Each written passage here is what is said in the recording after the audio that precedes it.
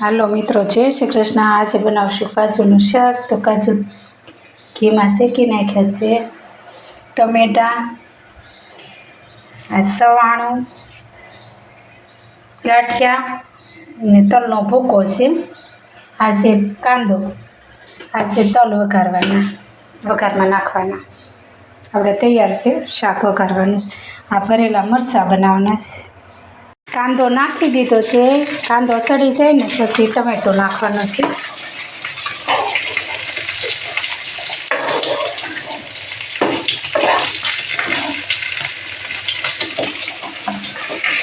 Tomato નાખી દીધું છે। હવે નાખશું નિમક,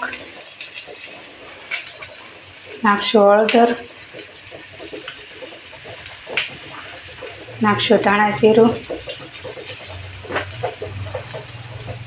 નાખશું હળદર।